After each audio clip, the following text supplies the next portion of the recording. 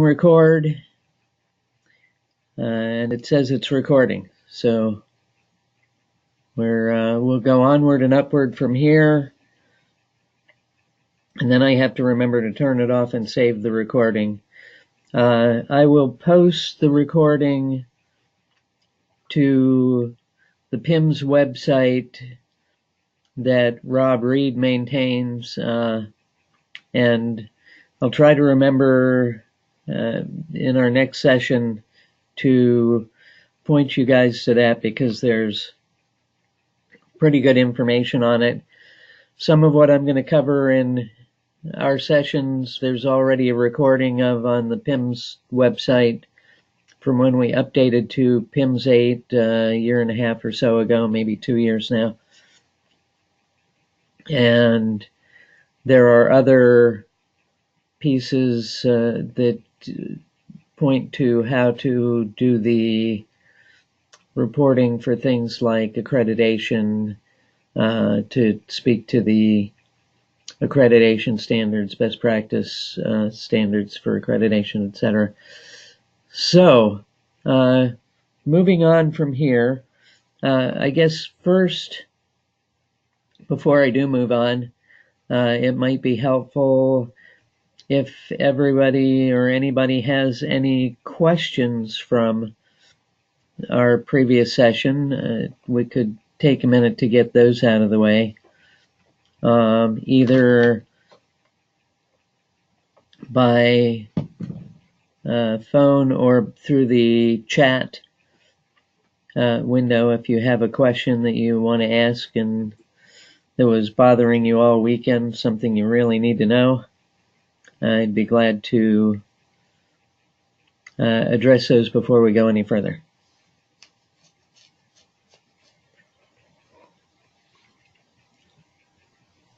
Okay, one response, I'm good, thanks. Probably goes for all of you. But go ahead and type in there and I'll come back to them if I see any questions popping up in there. Thanks.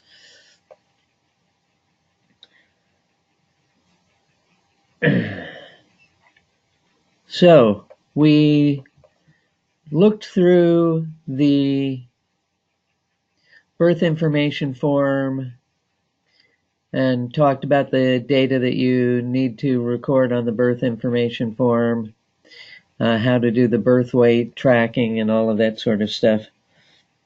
So we'll move on now, and we're going to use a new person here and look for Rebecca Morrow, Morrow. Search. Open Rebecca's homepage. And I want to point out several things on here before we move on to looking at Rebecca's referral form. Before we go there, though, I want to look at what's on the home page here and talk about why some things look the way that they do. Service and home visits, you'll notice here, have an addendum on the end of the date that says EST, which means estimated. So the service, the date of the first home visit here is estimated, and the reason for that is because of a choice we made in the definitions. In the definitions form, we selected that the method of tracking our home visits was through the monthly contact log. We haven't gotten to the monthly contact log or the home visit log yet, but just sort of a preview, the monthly contact log, and you may have been filling these out and entering them, but in which case you know that the monthly contact log doesn't record the dates of home visit, it just records the number of home visits that were credited to the person during that month. Lee. Yes. Excuse me, we can't see your screen. Sorry. Thank you. I see the question there. Can you see his screen? That's because I didn't click share my screen. And share. Sorry about that. Doesn't help me pointing to things if you can't see them. There, I see in the audience view that you can see them now. Thank you. All right. So, as I was saying, here on Rebecca Morrow's homepage, you'll see that the service and home visits, the first home visit, latest, and final all say EST. It's because they're being estimated from the fact that the monthly contact log says that there were home visits during those months. The first one it picks up is the month of February 05, and so somewhere in February 05 there is a home visit. Some home visits were recorded in that month, and it estimates the middle of the month as the starting date. There are home visits recorded in the month of April 05, and that's the last time any visits are recorded. So it estimates that it was the latest one was on 06. That's probably because of the termination date being somewhere around then. So it estimates that that's when the last visit occurred. And that's all calculated estimation. Now, one thing that you can do to change some of that is that if you enter the date of the first home visit in the key service dates here, then you will get that date as the first home visit date. So if I said 23/05 here is the date of the first home visit, it doesn't recalculate this immediately, but if I go to another form for this participant, like their baseline follow-up form, and then come back to the home form, when I come back, it should give that date as the date of the first home visit. So, to get an accurate date for your first home visit date, you want to make sure that you always enter that date in the key service dates. That'll give you a hard and fast actual date for the first home visit. The final home visit date will not be estimated when you actually put in, it should be recorded on the termination form, and it should be, if we go to the termination form, you'll see date of the final home visit was not completed there. If we say the date of the last home visit was actually a week before this, so 4/11, do that with slashes, 11/05, and then go back to the home form.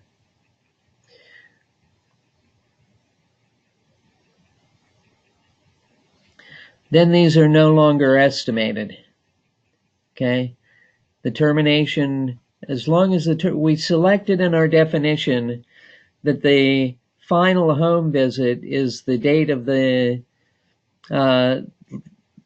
final home visit recorded on the termination form, and so that fills in here as a hard and fast date instead of an estimated date.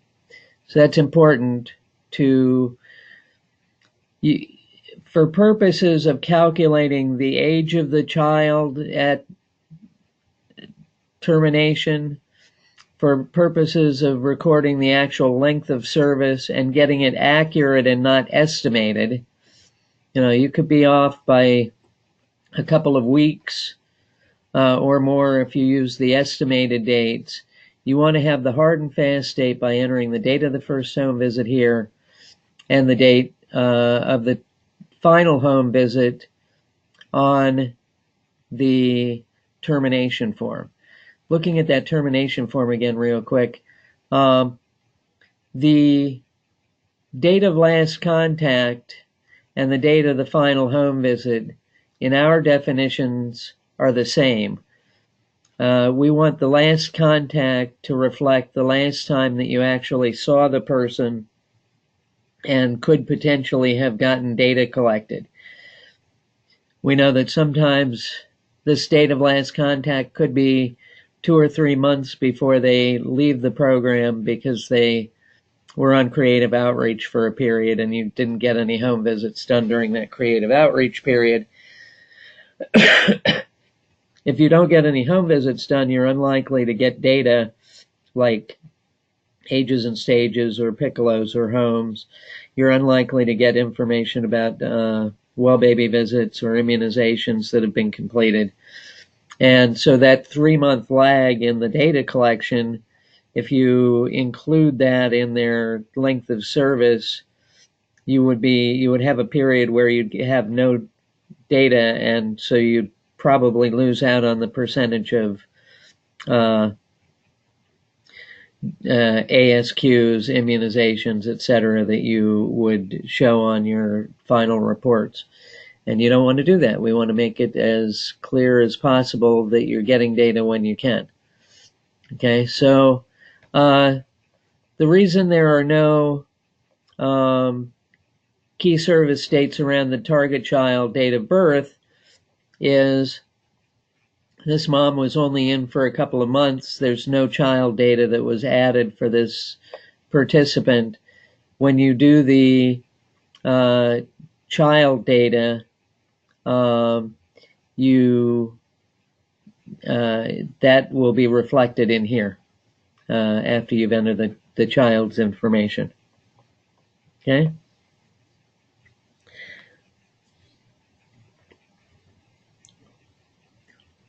One of the things that I didn't talk about in the overview of definitions, because we're going through this a little quicker than I would in a full 2-day, 10-hour training, group membership.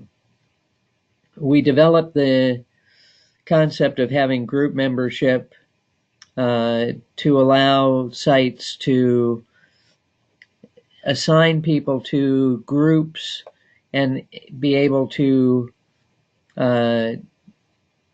only analyze those groups by including only those people in an analysis, or to exclude those people if you had a subgroup of people that you did not want in an analysis.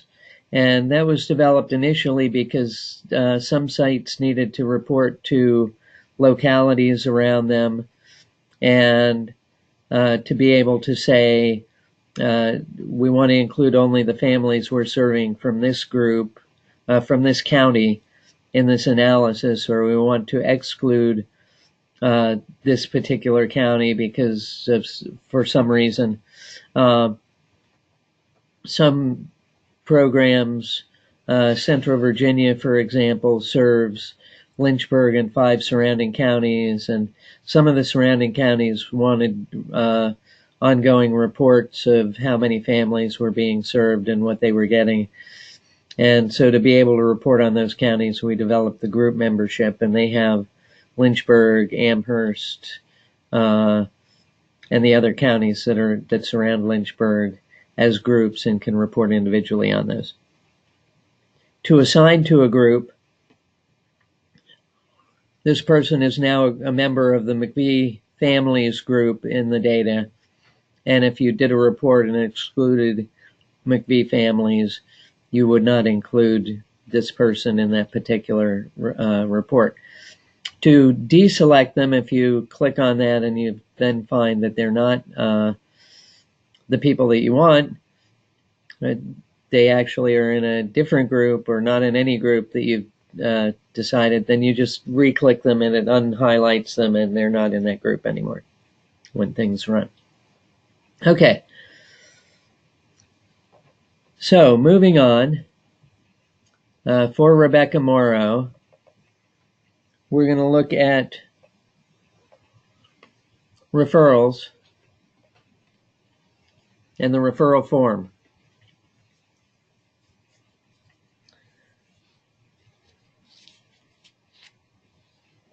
And Rebecca has a form which has been updated at least once. Let's see. Let's go to the second one. Rebecca was referred to other services. Let's look at the list there. Pulling that down with the F4 key to show the list. The different services that you can refer to: child development, counseling, domestic violence, employment, a variety of different kinds of services, and the list includes other services that you could select that are not included in the list.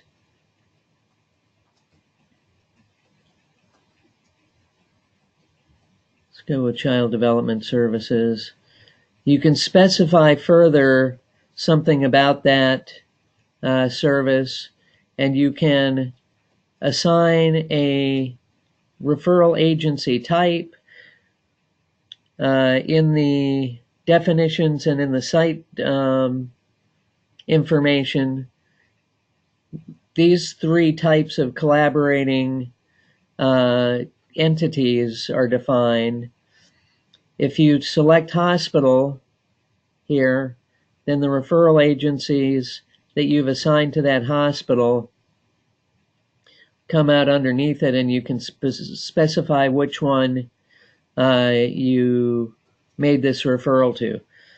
There will be a similar mechanism for referrals in the new system that we're developing. We've been talking about how to create the table of entities that people would be able to refer to, and flexibility to allow sites to add people to those, to their book of collaborating entities and referral sources. You can provide two kinds of referrals. One is an arrangement, one is informational. In an arrangement, you're making an appointment for them. Okay. I had a question here about adding different localities to the group membership, and remind me of that a little later when I ask for the questions over the whole day, because it involves going out of this person and back out to the definition forms, and I'd rather do that at the end than interrupt the flow at the moment. So remind me about 11:45, and I'll show you how to do that. Okay, so arrangement, you've made an appointment for them or helped them make the appointment to see a particular doctor or to go to a job training institute or something like that. Information is less intensive, and with information, you've just maybe provided them with some information about opportunities to get training or other information in the area, and you're not actually making an appointment for them to do that. Okay? Who was referred? The mother of the child. If you enter the mother of the child, you don't have to enter the child information because the referral is for the mother. If you enter here target child, then you should select which child it is. Remember though that we haven't input a child for this particular mom. She was only in for 2 months. And so if you made a referral during the time that she was in there, it was likely for her or for the father and not for the child. If you don't put child in who was referred, you don't have to say which child. Now, here's the issue with referrals, and this is important, and this will maintain in whatever data system, however the data system works.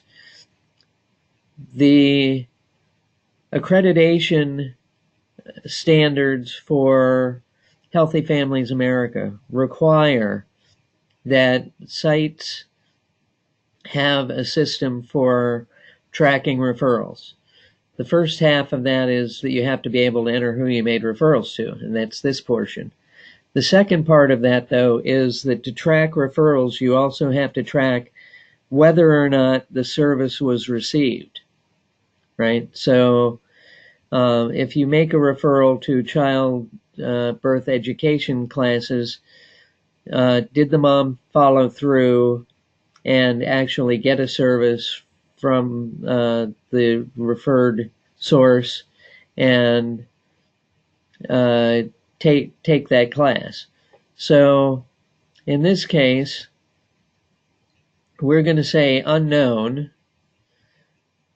Okay, we don't know because the mother left services 2 months after starting service and before the child was born.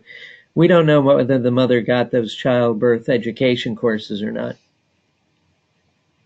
If you select no, then these light up.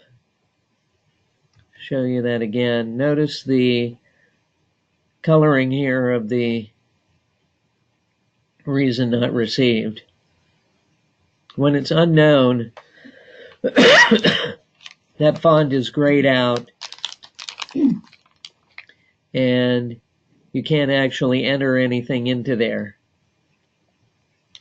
If you say no, then that font is now not grayed out. The reason not received is white and not gray. And you can come over here and select a reason. And in this case, we'll just say did not follow through. If you select other, the other specify becomes lit up and you can enter an other reason that it was not received. She left service, lost track of her, or something like that. Okay? If you selected service was received, then you would input the date and the action taken. She went to the childbirth education classes. All right, so the first part fulfills we track that we're making referrals. The second portion here under service received tracks what happened with the referrals. And accreditation requires not only that we track that we made referrals, but that we track that whether the referral was received or not, and the outcome of that.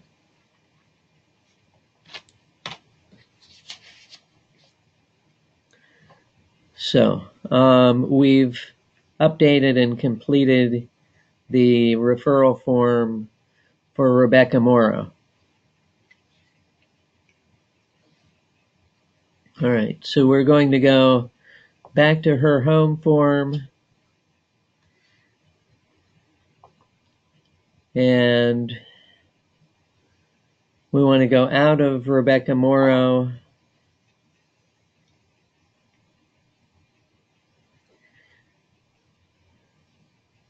Close that.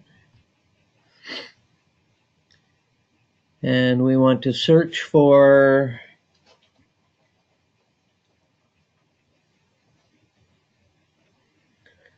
Dolores Roman.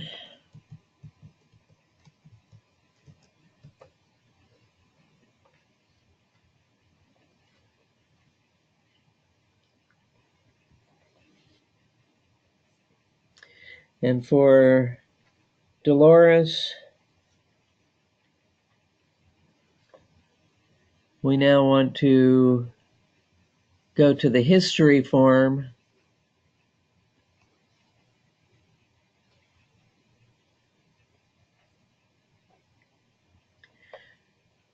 And we want to add a new history form. The history form for your participants, it tracks changes in the medical provider for the participant and their address information, their contact information. When you click on Add a New, it pops up this dialog box that says it's populating the form with the most recent info.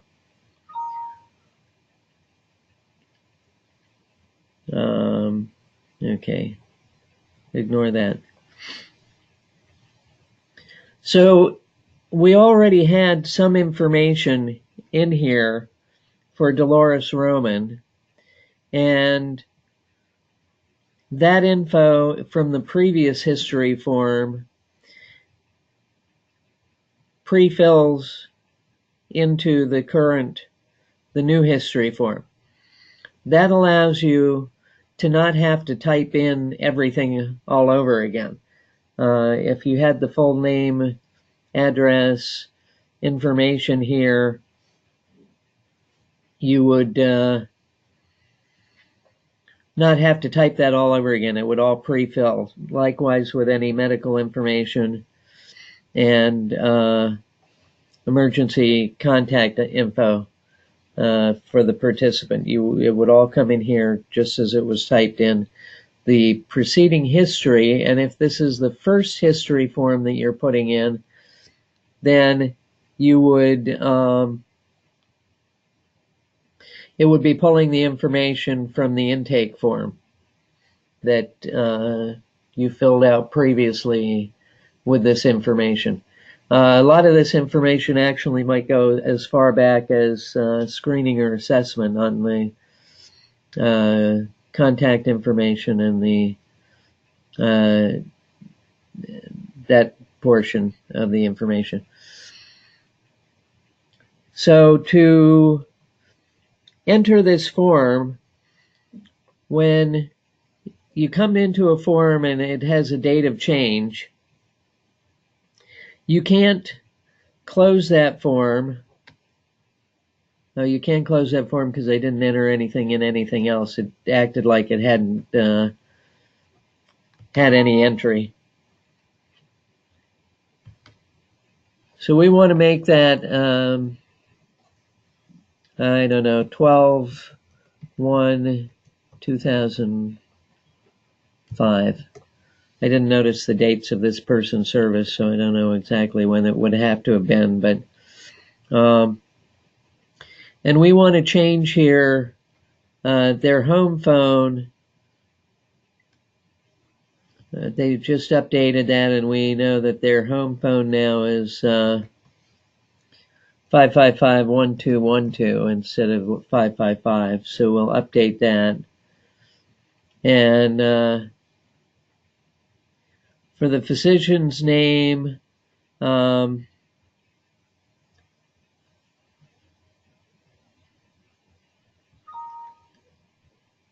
interesting.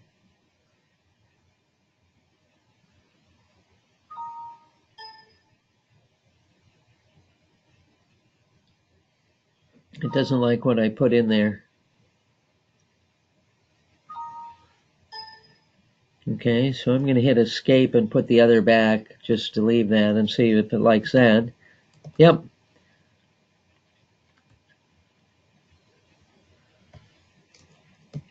So she's moved on to Dr. Tom from Dr. Doctor and is now at the non-standard clinic.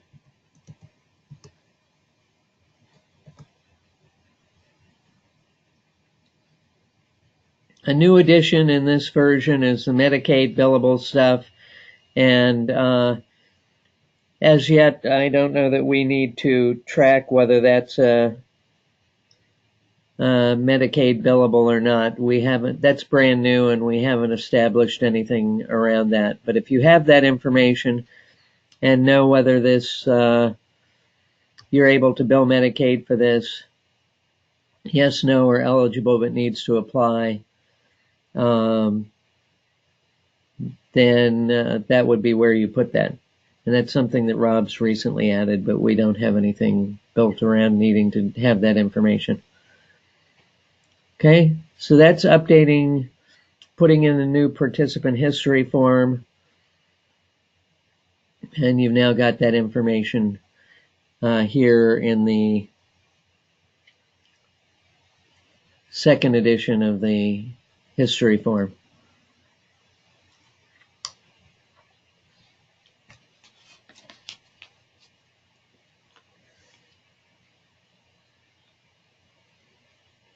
Okay, so let's close that form,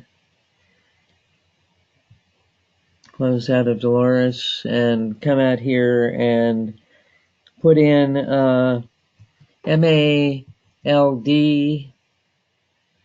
search Pat Maldonado, and we'll go to her home form.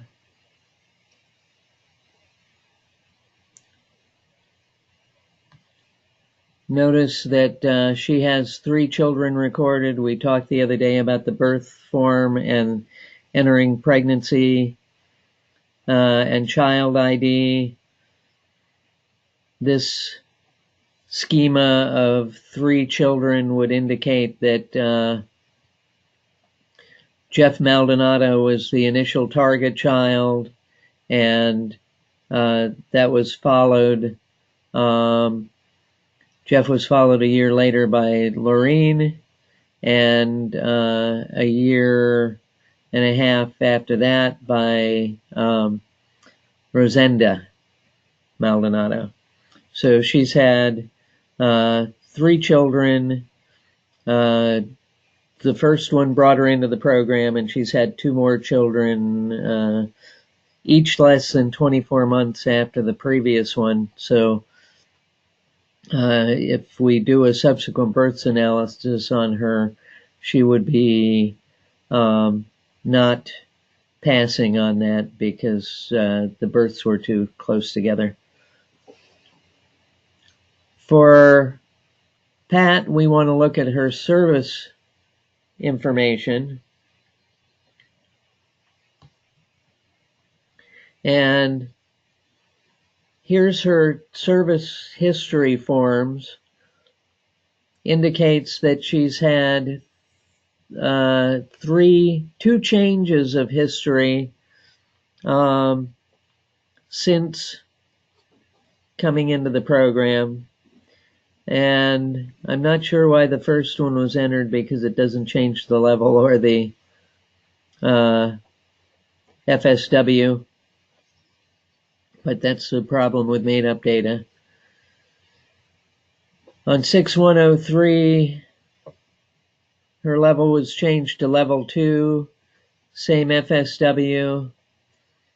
And on 7103, her level was changed to, let's see, level X, put on creative outreach with the same FSW. Okay, so it's as simple as that. You have, you enter a date, the level, and the FSW. You need to make sure if you come into this form to enter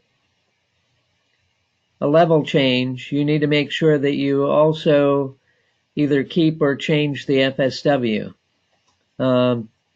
You don't want to leave one or the other of these blank at any point in time by leaving If you come in to change the FSW and you leave the level blank, that would cause an issue in your reports. If you come in and change the level and leave the FSW blank, that would also cause a problem.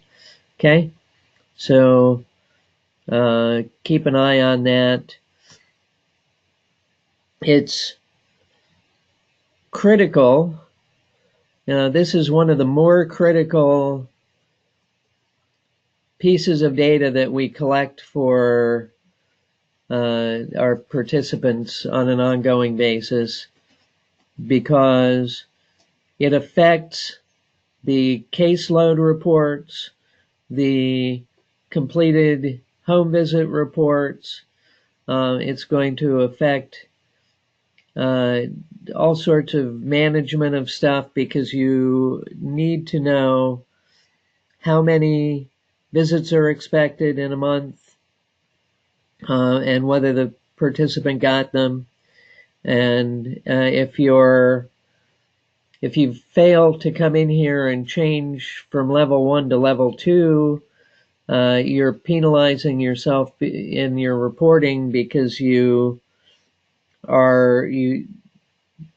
acting when they're on level 2, they only need 2 home visits a month, but if they're still recorded as being on level 1, the program's expecting them to get 4, and you'd be showing the person to be tracking along at half or less than their expected home visits. And this is data that, and those reports are reports that I recommend that supervisors use on an ongoing basis to look at the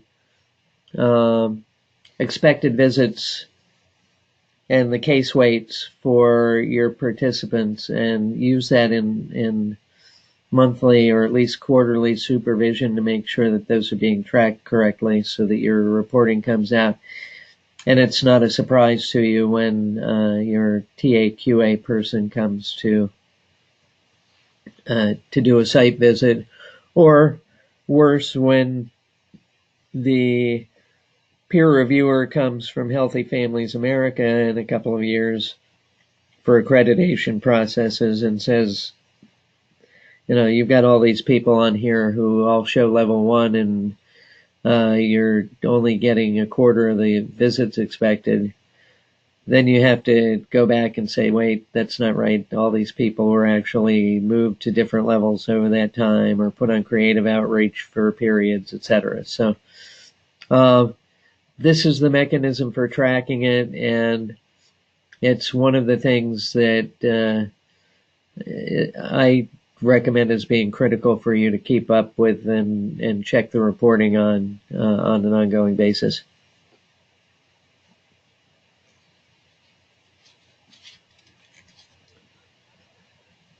Okay.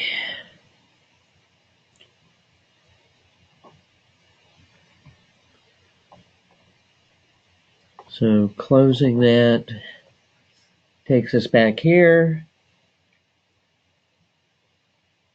and we're going to do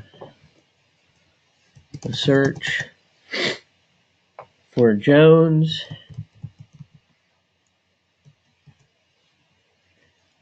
Barbara,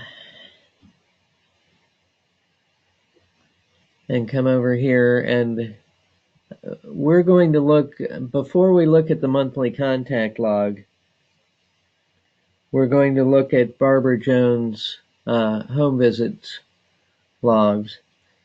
And notice that she has several home visit logs already entered. I don't know how much information Rob made up in any of them, but only a little bit. So again, you would come in, you would enter the date of the home visit that you were recording, the length of the visit, travel time that it took, where the home visit occurred, who was present at the visit, and as many as were present. It's not, you don't have to only enter one. And then if you use other here, of course, there's a specify for who that was, the president of the varsity cheer team or something, whoever it might have been. You would note on the log here status and or changes in status for the home, for the parents, for the children.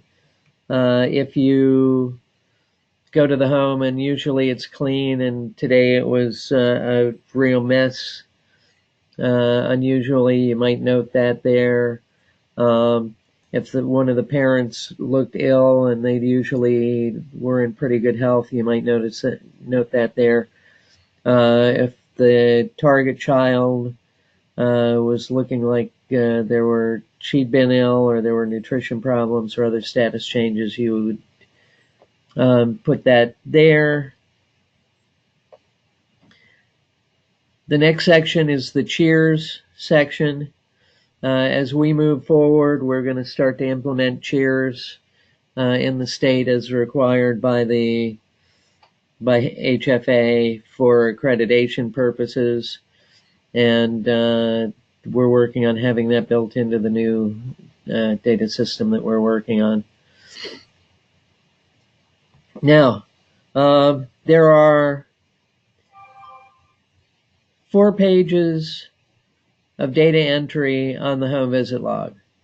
The main form, the child development form that talks about the different things that you do child development wise, using child development health curricula, other resources, the things that you cover with always the other, and then space to type all those in.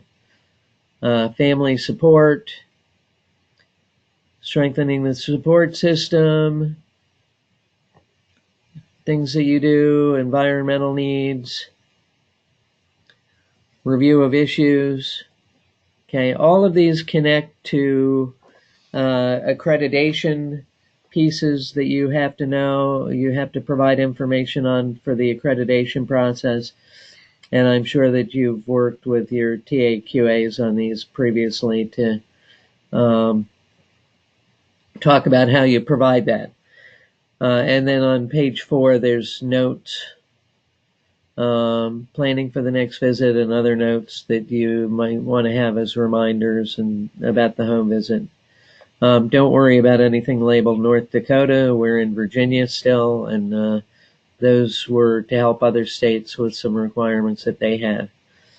The obsolete page is not very useful and is only designed to reflect previously entered data from previous versions of PIMS, and it's data that's not required to be tracked now, so you don't have to go in and enter new data in this. It would have been pulled forward from your previous PIMS data if you had entered that before the PIMS 8 came along. So the story here on the home visit log is that in Virginia for about 20 years, we have not required sites to enter every home visit log for their participants. The reason being that previous to PIMS 8, the home visit log was mainly just a checklist of things that were done. It didn't provide any place for narrative to be completed and included in the entry, and it was judged to be a large paperwork load without a very big payoff. This version, PIMS 8, added a lot of functionality and a lot of utility to the system, and so it's still up to sites because it's optional whether to record the home visit logs or not. But I'm more strongly recommending that sites use it because it gives you a nice, clean record of each home visit that you do, and it feeds into reports on that are important for accreditation. Still not required, but useful. And the other thing that it provides is a nice typed report of the home visits that you've done so that you can provide that to the accreditation visitors. And I want to see here. Under print, if you're in the home visit log for a particular visit for a person, and you click on print, it provides a multi-page printout of the record for that visit. So you can see that all this nice memo fields for typing in the information and the narrative on what you had done are here. And I believe that, well, I know because I spent 5 years on the credentialing panel in Chicago working to review the credentialing documents of sites around the country. It's a lot easier to review a home visit log that's been typed in than one that's handwritten and turned in and provided. And there's a good portion of the accreditation process looks at home visit logs in relation to family goal plans and the accreditation documents, and makes interlinks between those and the fact that you're early on addressing concerns in your home visits that were identified on the assessment, and then that the family goal plan is related to improving the things that are of concern and using the things that you're doing in the home visits. So it's a good piece of technology for organizing that information, but it's not required by us at the state level that you use it. Just know that you'll have to provide this information one way or another, and it can be handwritten notes from the case files or typed or entered here and organized within this report.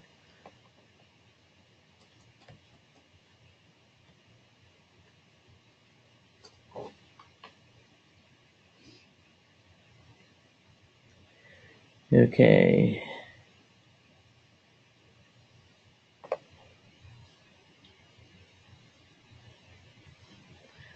So closing out of that and out of her home visit history, and discuss the monthly contact log for, type it correctly, for Sandra Martin.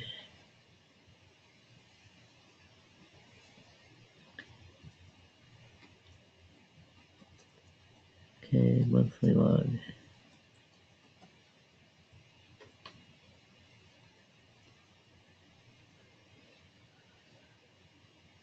All right, so the monthly contact log. Let's look at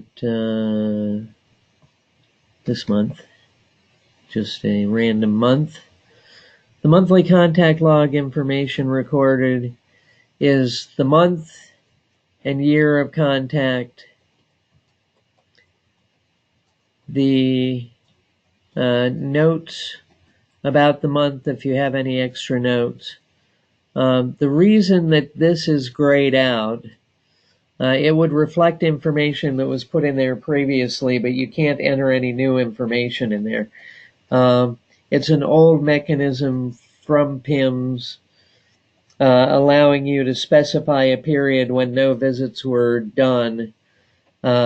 But after it was developed early in PIMS development, the accreditation panel said that they did not want to use that mechanism to modify any expected visits or case weights, because the expected visits and case weights standards are built around 80% of participants attaining 75% of the expected visits, and that already gives you a little bit of wiggle room for making fewer than the top number of visits expected every month.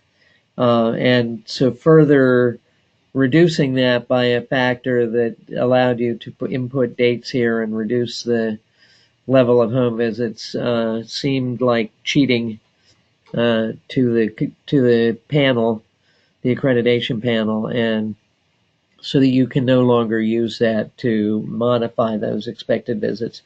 And it's better for you that it can't be used, because sites that used it found that when it came time for accreditation, the peer reviewers would not take that into account, and then they'd get dinged on the expected number of visits.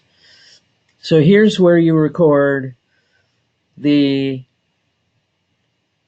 completion of scheduled or unscheduled visits, the unsuccessful attempt to visit, which means it was a canceled visit or a missed visit, whether scheduled or unscheduled, number of visits that were canceled by the FSW, number that were canceled by the participant, number of phone calls with parent unsuccessfully attempted, transportation completed, episodes unsuccessfully attempted, other things, parent education groups, support groups, collateral contacts, crisis visits, medical visits, any other kinds of contacts that you would have with them. Note that electronic communications, which includes email, text messages, social networking sessions with a participant, you would not record the raw number of texts that you received from the participant or the texts that you sent and received. You can use this more for an episode of emailing back and forth or texting back and forth, or FaceTime, or whatever you might do to electronically communicate with a participant. If you emailed with them during the day, just enter 1. If you text messaged, just enter 1 for the text message session. If you did that and emailed, enter 2, etc. Okay, so that should be pretty clear. And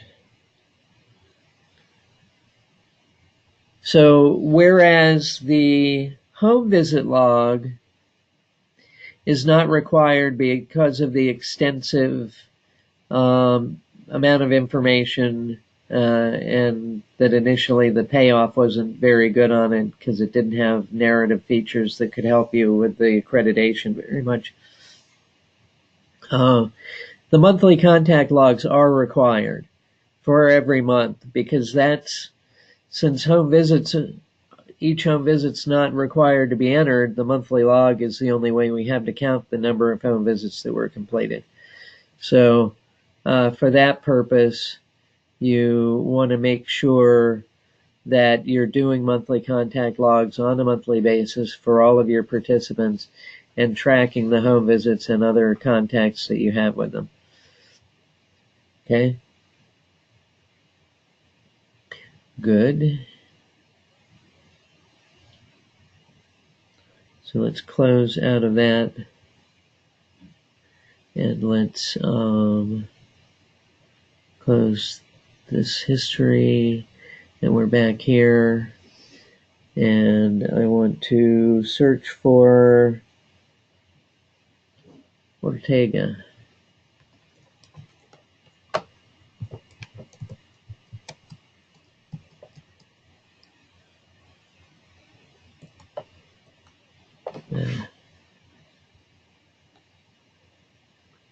Cara Ortega, and go to her home form.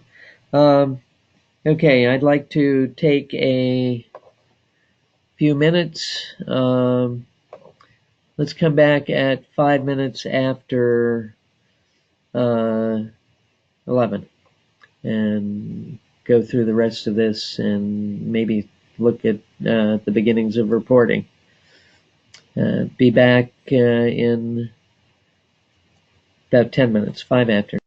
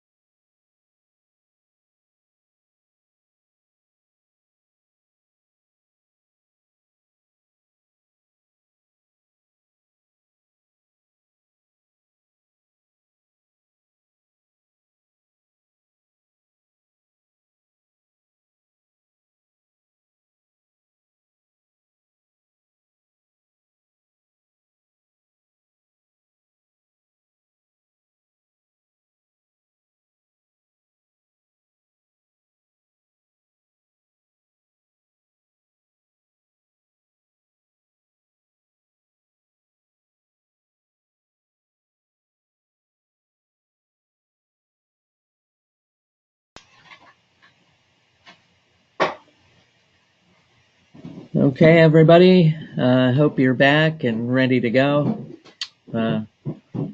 Thank you for the brief intermission there. So we've pointed to Cara Ortega, and for her, we want to look at the medical visits form, and that'll bring up another issue, another question. So the medical visits form is used for tracking occasions when the mother goes to the doctor or takes a child to the doctor on a visit, and one of the important functions for the medical visits form is tracking prenatal care. If we go back real quick to Cara's home form, we can look down here and see that there is a prenatal care tracking piece in the system. The prenatal care tracking piece is recorded via the birth information form, and so for each child, we record the gestational age in weeks when they were born.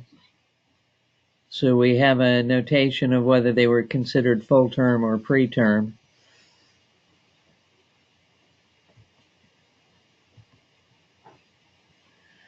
That shows up over here. Gestational age at enrollment is calculated by the difference between their gestational age when the child was born on their birth information form and the date of enrollment.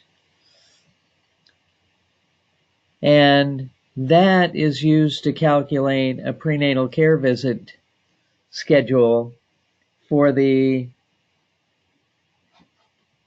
participants before their child is born.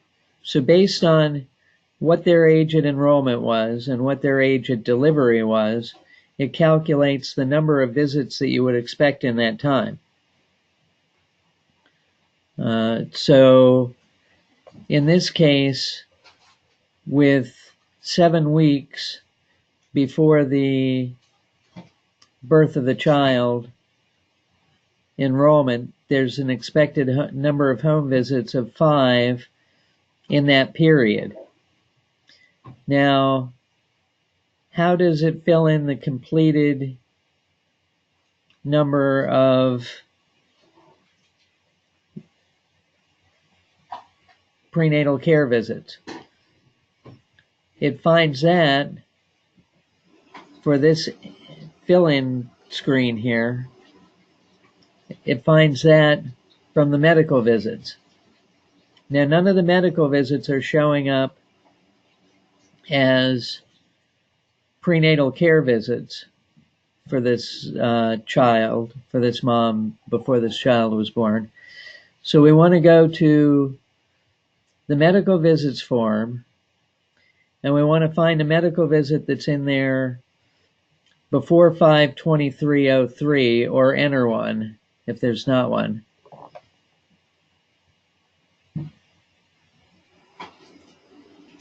And there's not. So we want to add a new one for 4/11/03. The target of the visit is the mother of the child, and we want to label it as a prenatal care visit. It doesn't satisfy a well baby visit. It doesn't satisfy a well woman visit. It's not a postpartum checkup. Did it result in medical treatment? No.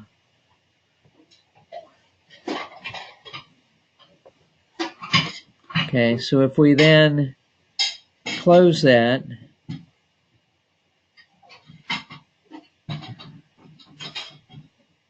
it was noted as a prenatal care visit now, and we should find over here that there's one completed prenatal care visit where there were 0 before. Okay, so one method in PIMS for collecting prenatal care data, and we only look at the prenatal care data for children who were enrolled, whose mothers were enrolled before the child was born. If it's a postnatal enrollment, you can't have any effect on their prenatal care, right? So for prenatal care, we want to track people who had service before the target child was born, who came in prenatally. We might be able to help a mom get some prenatal care if we have access to her before the child's born. Okay, so one way of collecting that data is noting the prenatal care visits that the mom makes through the medical visit form. Now, we know that can be difficult. Getting an accurate report from your participating moms of whether they had a medical visit and whether it was a prenatal care visit may be difficult. Tracking each of them may be difficult.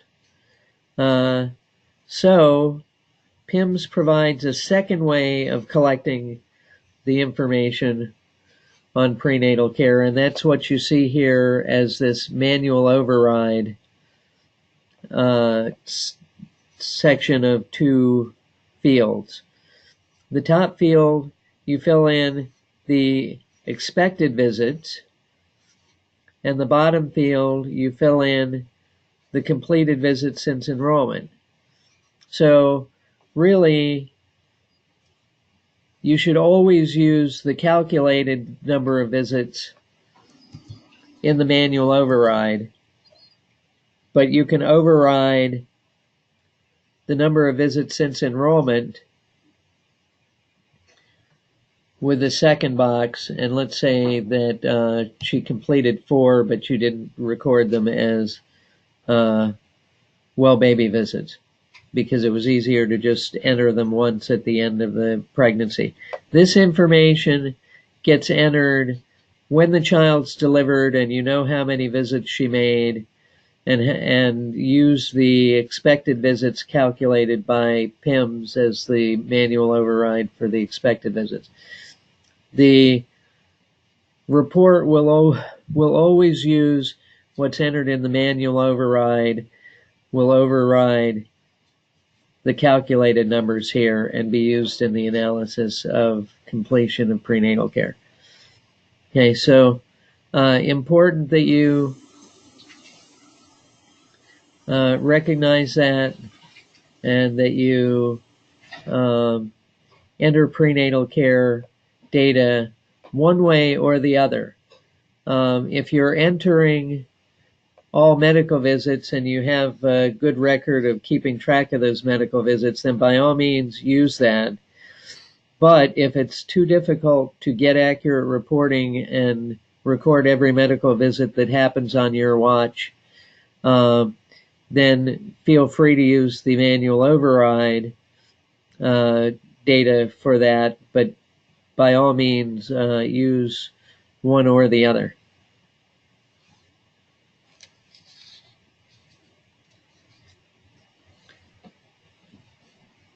Okay, so we looked at the medical visit form, and let's just look real quickly there one more time. If it's not a prenatal care visit, there are a couple of additional questions. Let's say it was a hospitalization. you'd say the reason for the visit, if hospitalized, the number of nights, 2 here.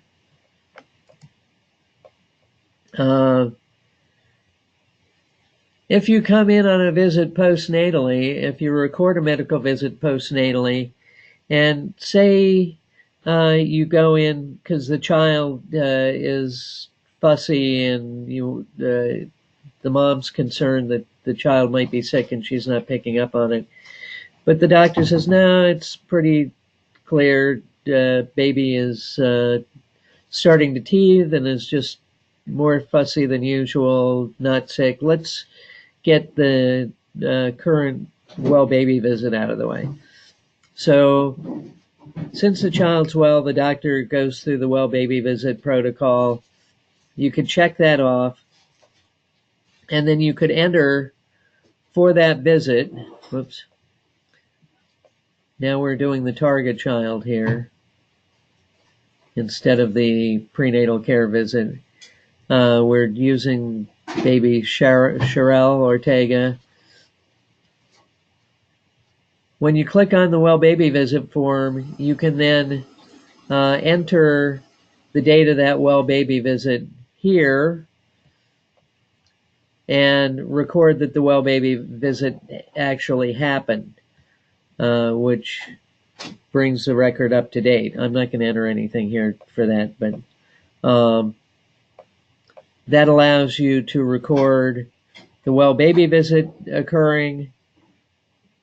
Remember, we talked about the way the immunizations and the well baby visit set up schedules, and in the definition form that we looked at last week, the schedule would say from 1 week after birth to 2 weeks after birth, or from 2 weeks after birth to a month after birth. I don't remember what the exact window is.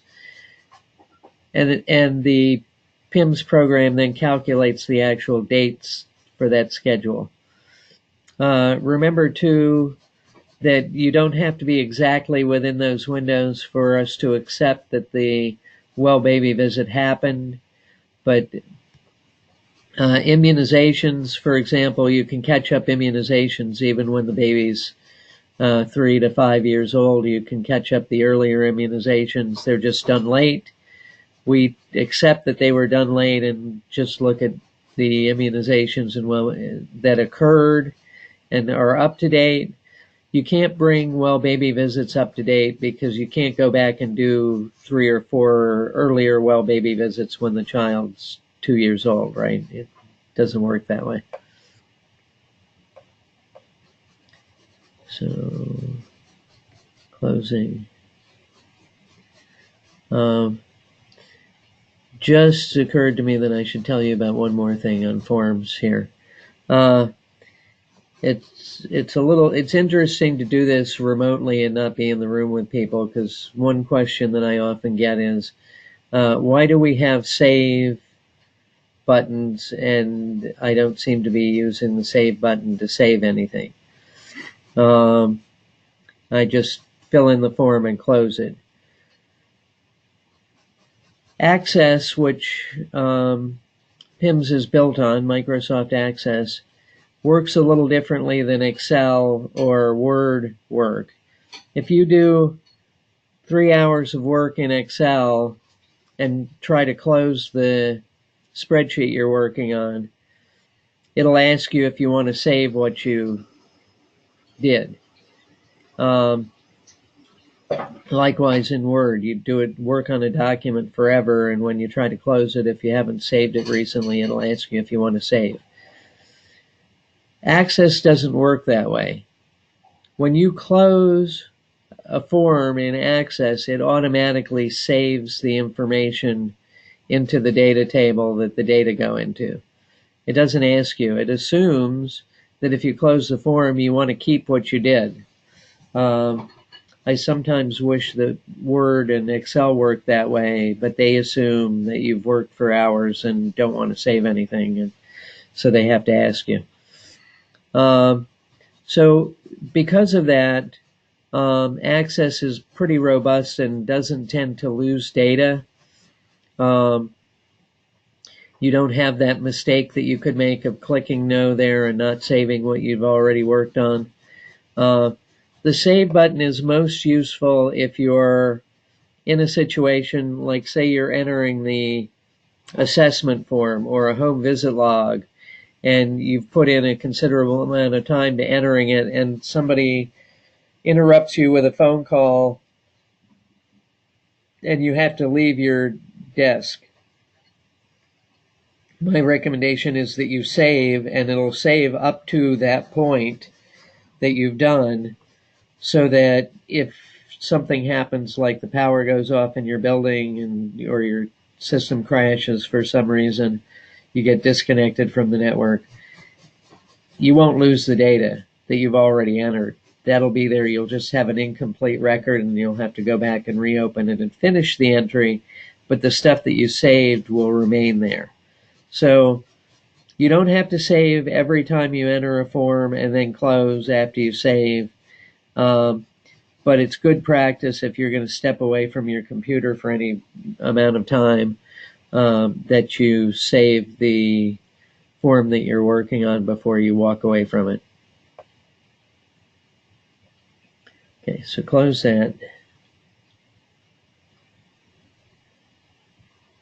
Close the medical visit history. We're back at the search menu, and we want to look at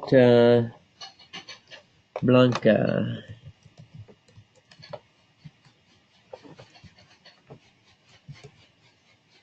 Okay, Blanca Joseph.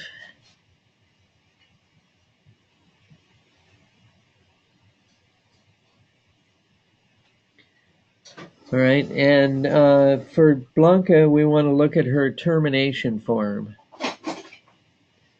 And she doesn't have a date of first home visit entered here, so let's enter that for her. Her actual first home visit was 11.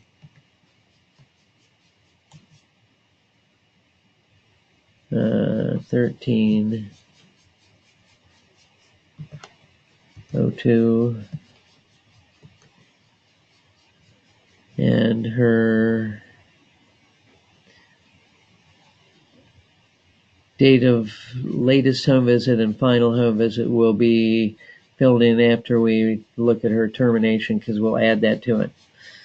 So her date of last contact was 3/11/03, and that is equivalent to her last home visit. The only reason both of those are in there as options is because PIMS provides different options for specifying what the first date is if you define them differently. We define last contact and final home visit as the same thing. So I'm going to enter that there. This shows then that the last home visit was created here. She probably should have been put on to level X. We also know that she has a baby showing on the other page, so she shouldn't have still been on level P1, but those are inconsistencies sometimes in the data that people make up for training and never fix. So now her date of last contact, date of final home visit will allow her age at service end to be calculated as a month and a half earlier than it would have been if it was calculating it from the termination date. So you can, it'll allow you to miss a few weeks of getting data collected on outcomes, ages and stages, immunizations, those sorts of things. Okay. Why did the person terminate? When you record the termination, you should always select from the reasons that she terminated. Return to work, scheduling conflicts, whatever the reason. Sometimes it's unable to contact. Sometimes they entered a treatment program. A variety of reasons all put here, and at the end there's an unknown and an other. So use those if they are the case. If you wish, but it's not critical, you can record if the participant's still receiving services through your agency from another branch, or if they're receiving services at a different agency that maybe you referred them to. If you know that, if it's worth tracking to you, that's available here. It's not required to be tracked for any evaluation or accreditation purposes.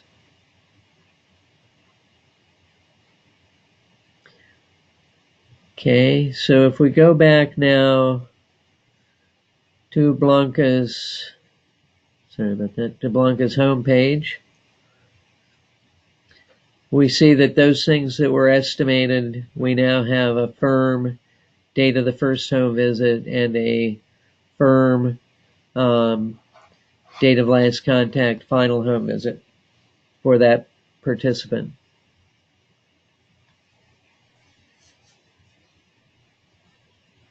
Okay.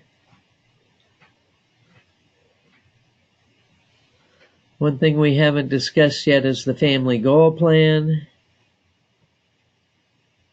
And let's go over here, find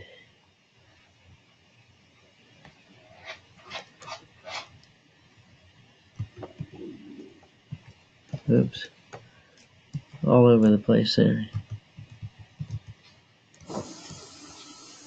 Heidi Larson.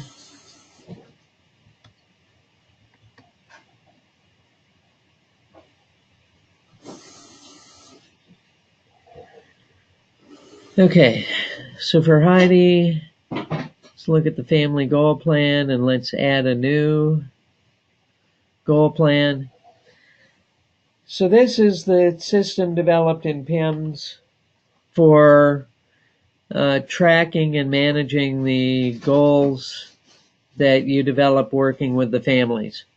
It's a recent addition to PIMS, and so far I don't think has been widely used within PIMS.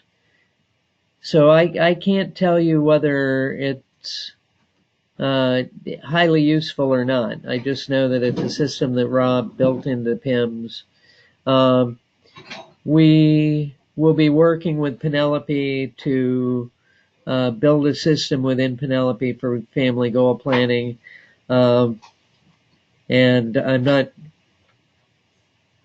sure at this point. Penelope does a lot of things very differently than PIMS does, so we're still working on considering what data will transfer and how to transfer them, and what's better left untransferred because it'll come out being weird.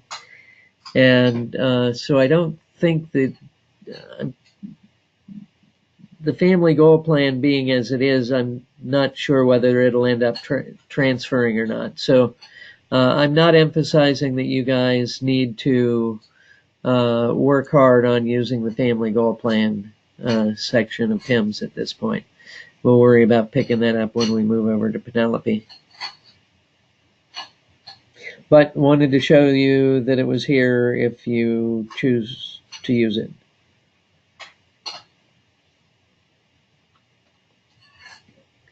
Okay.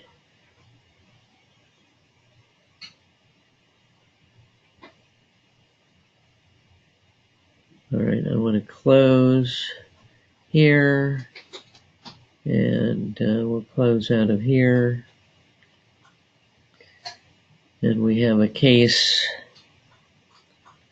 of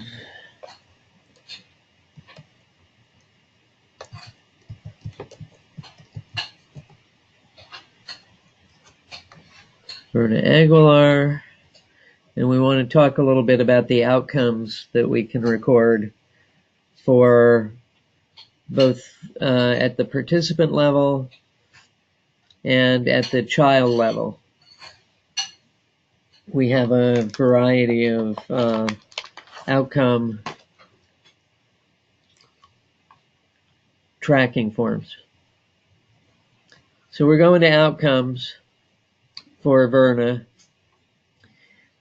And the first thing that you see when you come over here is you might go, okay, that says the HFPI, but I don't use that here, and we want to enter an ASQ.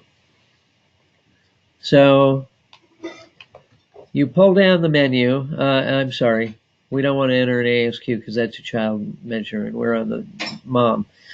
Mom measures that we use in Virginia are the home infant toddler and the home early childhood. We also use the Edinburgh.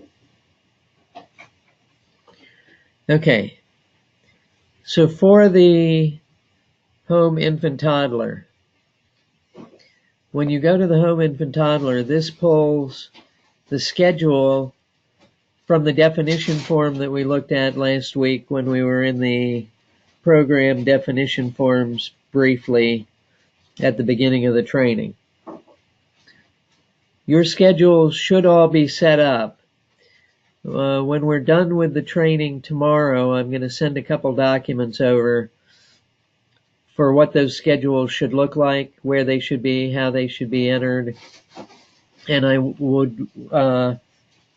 want somebody at your sites to either take or be assigned responsibility for checking those and making sure that the schedules and cutoffs for success on the tools and all those things are entered correctly so that when we get the data next year, everything goes smoothly. So you can see here that these are the time points that are available to do an infant toddler home. There was one done at a baseline point. We don't use that baseline in our schedule, but it was used in the example data. And that one was completed 4/17/03, the same time as the 6-month one was done, which is, again, odd data. So let's look at the 6-month. The home infant toddler, when you create a new one, it would come in and it would say this is the 6-month because you chose which one to create. You have to select a staff person who administered it, the family support worker for that participant, and add in the scores for the participant. The home has these subscales, responsivity, acceptance, etc. You enter the scores, it gives a total score, and the cutoff scores actually are used for this tool when the tool is analyzed to determine that this, the cutoff score for the total score is used to determine whether this is a normal score or a score that's not within the normal limits for this tool and therefore shows a problem.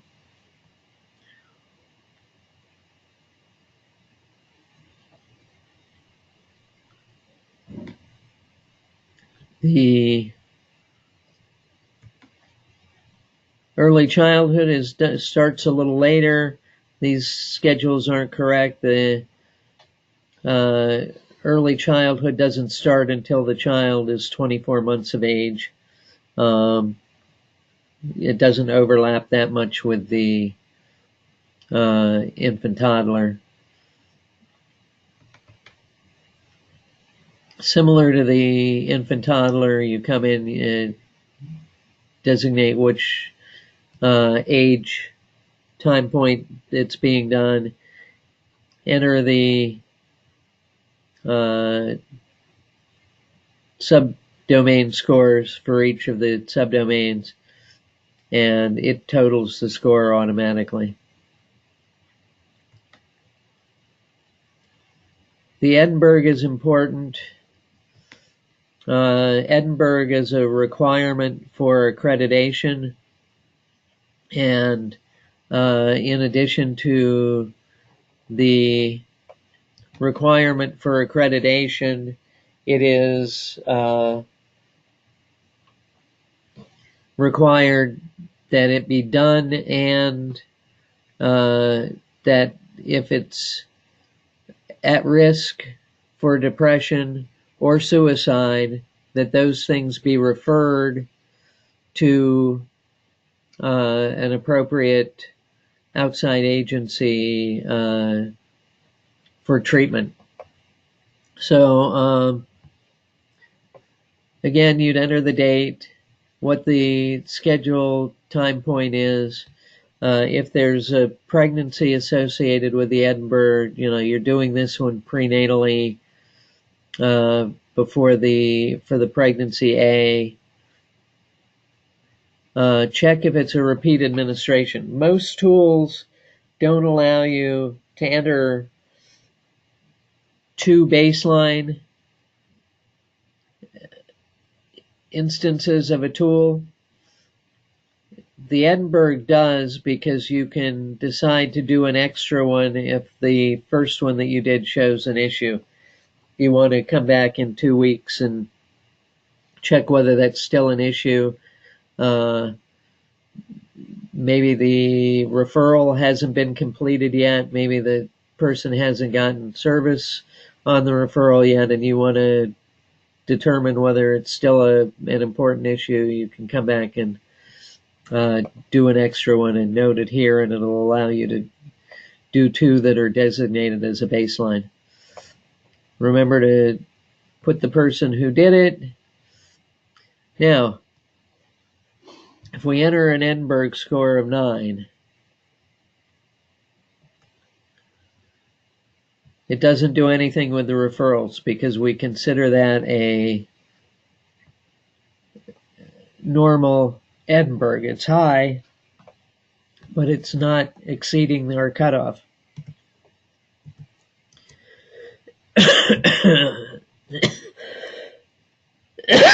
Excuse me, getting a little choked up here. I'm trying to find what it has as the cutoff. Apparently the cutoff's not been set in this data set.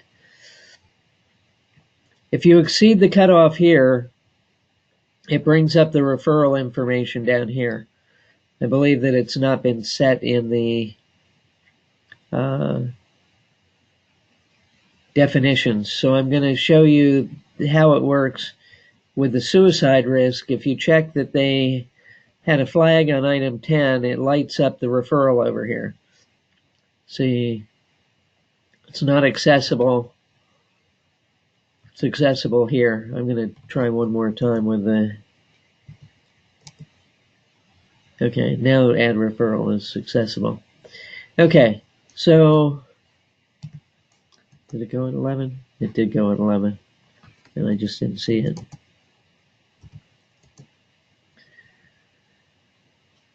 So if they exceed the cutoff score here, you can add a referral for depression here. Oh, I see. Rob's got them keyed to do both of them if they check the flag here, which is unusual. Let's go with the suicide risk. The person has indicated on item 10 that they've been having thoughts about suicide, so you're mandated to report that and to make a referral for them. I don't know the date, so I'm just going to put in 1-2-03. Referral service type.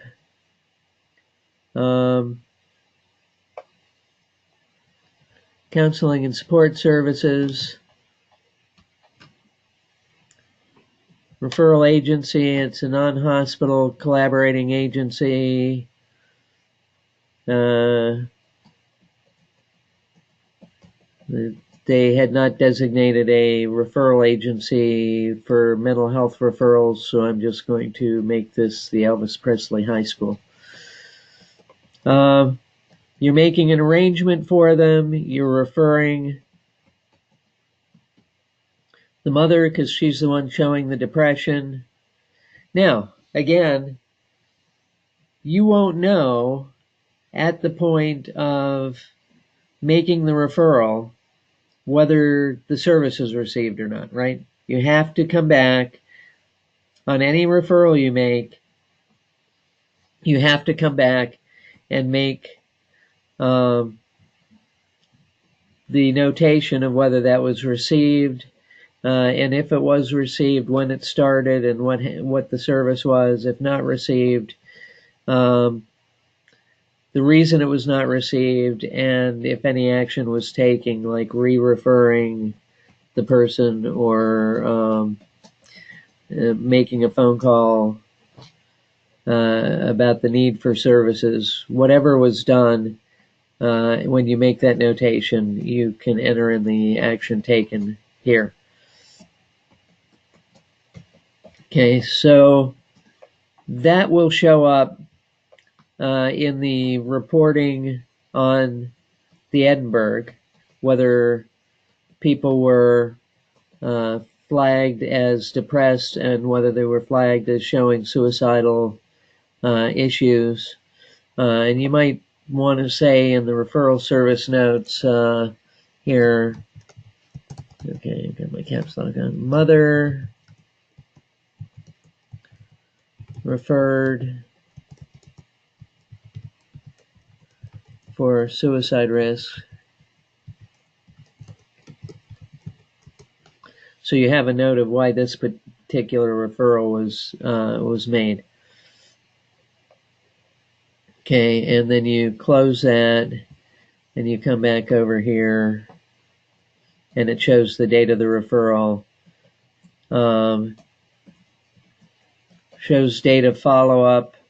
You would enter that if you followed up, and status of referral at this point is unknown because you haven't come back to check on it, right? So both the referral for depression and the referral for suicide risk act in the same manner, and this information can help you with your accreditation information. For tracking purposes, there is a referral tracking report that shows you the status of the referrals that you made and that you made in a defined period of time, and what the current status of them is, if they're open or noted whether they had received the service or not. So that's useful information for purposes of accreditation, and you'll be expected to use that.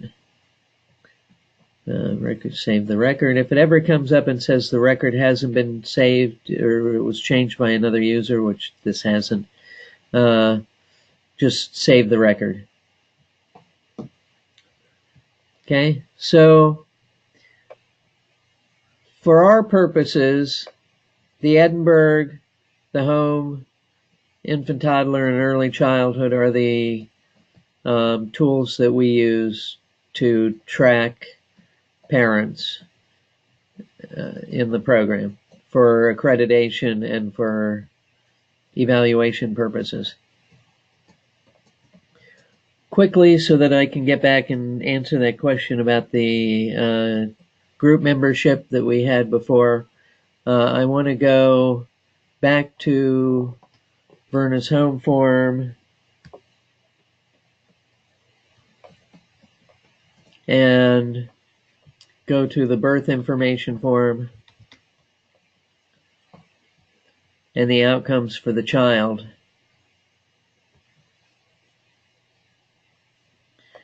Remember too that this is for the child's outcome information. You track that through the well baby immunizations and the outcome forms. Immunizations gives you the schedule, and you fill in the ones that are completed. If a doctor tells you that the child has been ill and they're going to put off doing the particular immunization for a period of time, or skip it altogether for now, that you can note that it was skipped for physician's decision, parent's decision, vaccine unavailable. You can generate a report that shows which kids had skipped immunizations based on doctors' orders. In Virginia, we don't give parent refusal the credit of being a valid reason for not immunizing the child. And that's part of the education process that you guys are involved in, teaching them about immunizations and the reason for getting them and the reasons for not believing the anti-vax campaigns that are not based on scientific evidence. We expect kids to get their immunizations, and we do give the doctors a pass if they skip it, if they recommend skipping it for a medical reason, but not the parents if they don't believe in immunizations. So tracking well baby visits, tracking immunizations, and the other outcomes. The outcomes for children that we record are the ASQ, the ASQSE, and the Piccolo currently, but we'll be moving towards the Cheers in the new system. Don't stop doing the Piccolo between now and the end of the fiscal year, because we want data for this year. And it'll be coming from PIMS, not the new system. So if we choose the ASQ and we go here, it shows the scheduled time points that are available for administering the ASQs, the date window for administering them, and whether one was completed and who did it. So let's look at the 2-month. For the ASQ, you record the period that you're entering it for, the staff who administered it, and the scores. Okay? The cutoff score that's in the definitions forms that we previously looked at is printed here, so you can see whether this is greater than the cutoff score or not. If it were lower than the cutoff score for the child, you can record whether it's a black area, a gray area, or white, which is not risk. White is within normal limits. Gray is sort of straddling the normal limits and starting to be a suspicion of delay. Black is well into the suspected delay area. And if a delay is suspected and it's in the black area on the form, you would click delay suspected here. And as with the Edinburgh, you would then go and make a referral to the appropriate early childhood authority that can do further assessment for the child and provide services for the child. So this particular one has no referral entered. You would go to the referral, you would record the date of the referral. After the participant attends that referral, you would note whether the delay was confirmed. If the delay was confirmed, you would further track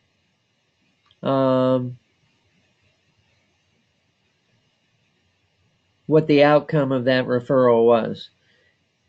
If the referral was not made, so you have a delay suspected up here, but you don't make a referral because of one of these reasons, you record that here and you don't go to the referral form and put in a referral form because you didn't make one. Site policy requires wait for 2 suspected delays. Family would not give permission for the referral. It's a previously confirmed delay or other.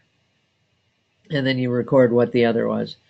So sometimes you'll highlight a suspected delay, and the family will say, we don't believe there's a problem here. We've got 3 children, and our previous children all didn't talk until they were 3 years old. So we don't think there's a speech delay here, a communication delay. So in that case, you can't make the referral.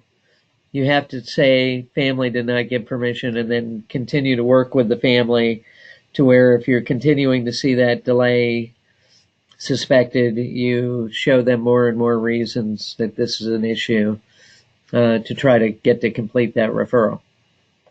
Now, say you make a referral on this suspected delay and the child is in services at the local child development group.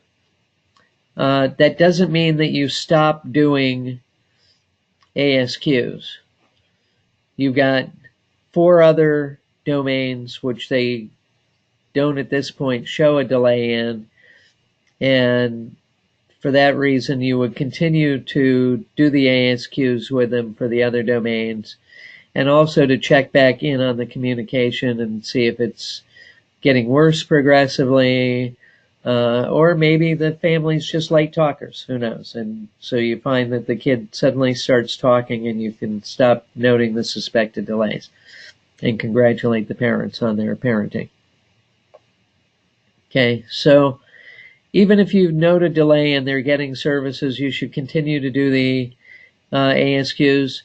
Say you have a child who's got multiple delays and is just really hammered and not doing well developmentally.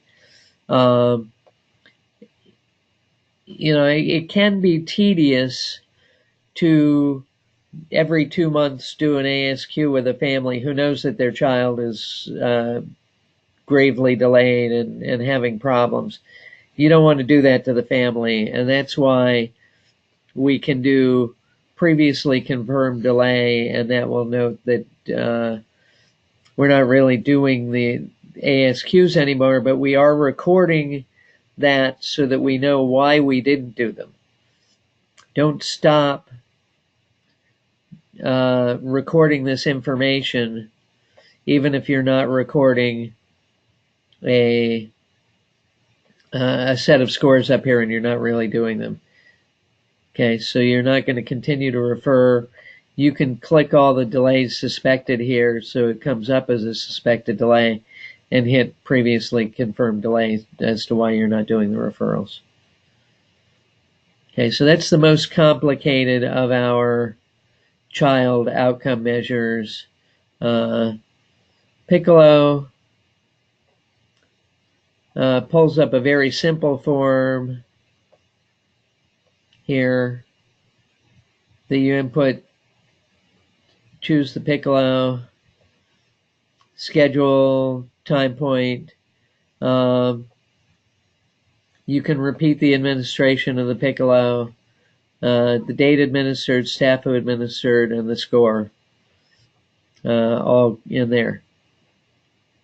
Okay, so that'll set you up to get those Piccolos done. You must enter a value. Okay. Oh yeah, have to enter a date.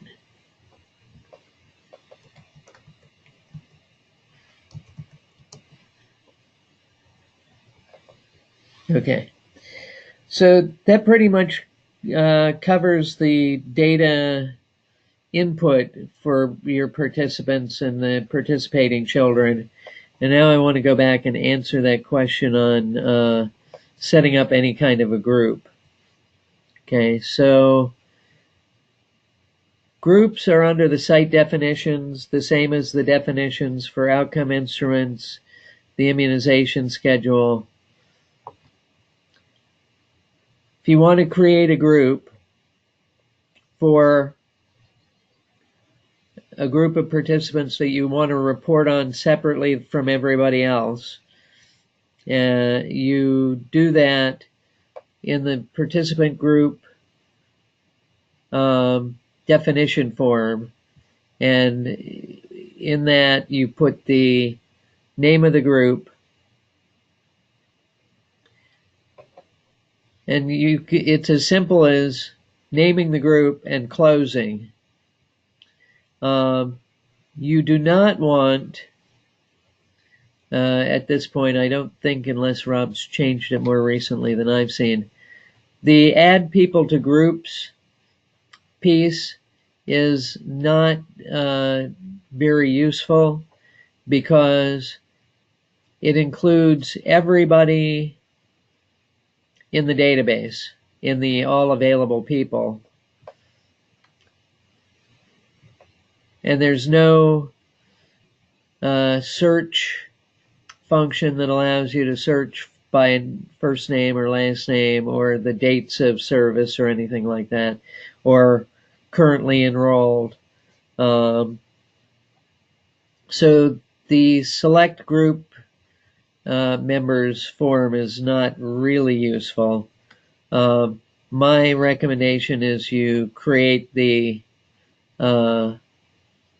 group and then you go to the people who are in it and add them on their home form, and go to, when you enter new people, keep up with entering their group membership as they come in if they're within that group that you don't want to include or you want to be able to report on separately.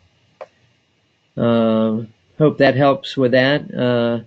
As I said, it's on the Site Definitions button in the Groups button.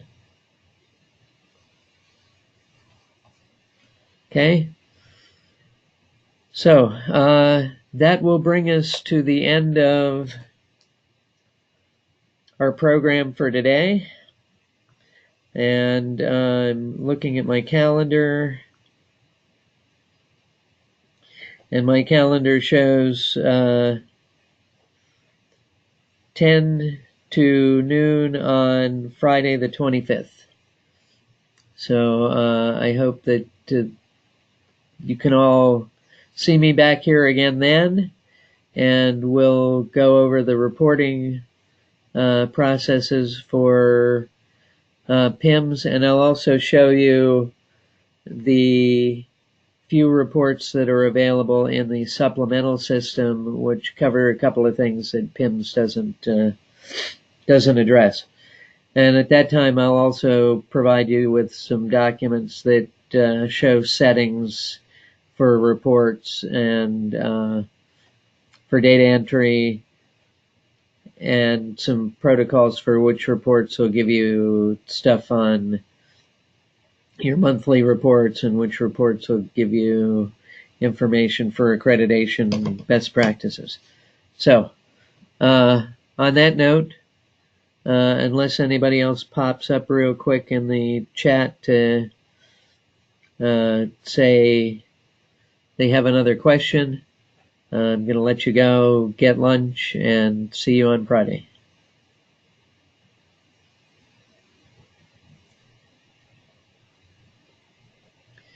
Alrighty, bye-bye.